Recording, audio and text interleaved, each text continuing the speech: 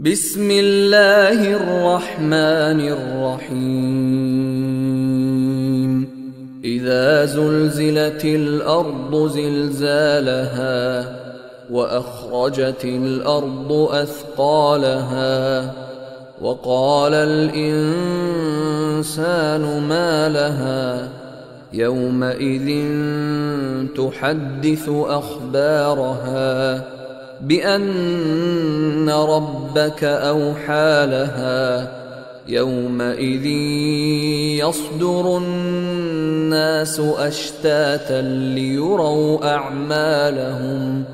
فمن يعمل مثقال ذرة خيرا يره